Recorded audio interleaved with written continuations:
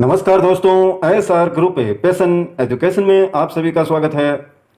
आज देखिए साथियों, बात करेंगे अपन एक राष्ट्र और एक चुनाव यानी वन नेशन वन इलेक्शन।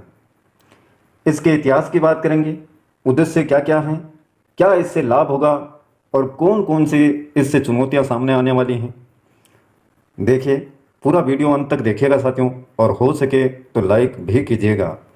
एक राष्ट्र एक चुनाव का इतिहास 1952 से 1967 तक भारत में लोकसभा और विधानसभाओं के चुनाव एक साथ होते थे।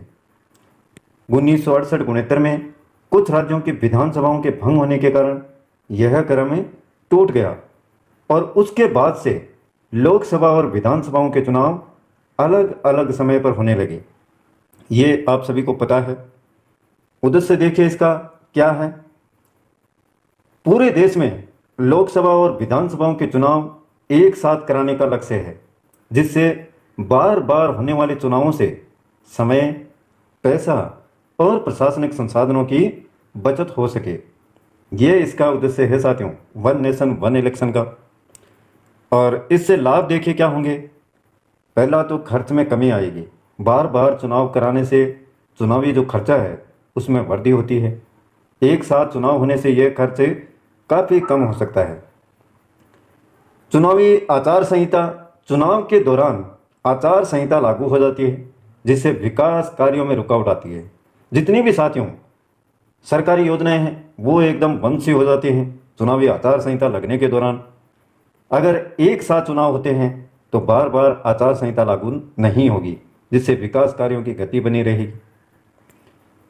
इसके अलावा सरकारी योजनाओं का बेहतर क्रियान्वयन होगा। आचार संहिता के कारण सरकार की जो योजनाएं हैं उन पर रोक लग जाती है। इससे विकास प्रक्रिया प्रभावित होती है। एक साथ चुनाव होने से योजनाओं का बेहतर और लगातार क्रियान्वयन हो सकेगा। राजनीतिक स्थिरता, लगातार चुनावी माहौल से सरकार और प्रशासनिक प्रक्रिया प्रभावित होती है। एक राष्ट्र एक चुनाव से स्थिरता बनी रहेगी और सरकारें बेहतर तरीके से काम कर सकेंगी। ये तो इसके लाभ हो गए साथियों। अब देखिए, चुनौतियां बहुत सारी आएंगी वन नेशन वन इलेक्शन को लागू करने में। पहला तो है संवैधानिक संशोधन, यानी इसके लिए संविधान के अनुच्छेद 83, 85, 172, 174 और 356 में संशोधन करना होगा। वर्तमान में लोकसभा और विधानसभाओं के कार्यकाल अलग अलग होते हैं, इसलिए उन्हें एक साथ लाने के लिए संवैधानिक सुधार आवश्यक होगा।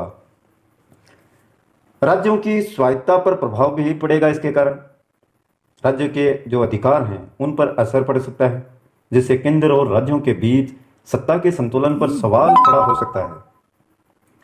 राज्यों को अपनी सरकारों का चुनाव स्वतंत्र रूप से कराने का अधिकार है और इस प्रणाली में उन्हें केंद्र के चुनावी समय के साथ तालमेल भी बिठाना पड़ेगा।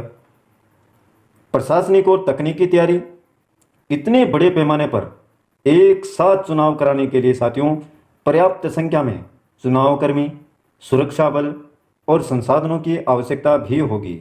इसके लिए बेहतर प्रशासनिक तैयारी की जरूरत होगी, तो यह भी एक चुनौती है। इसके अलावा राजनीतिक सहमति, सभी राजनीतिक दलों और राज्यों के बीच इस मुद्दे पर सहमति बनाना एक बड़ी चुनौती होगी। कई दल इस विचार का विरोध कर रहे हैं क्योंकि इससे उनकी रणनीतिक स्वायत्तता प्रभावित हो सकती है।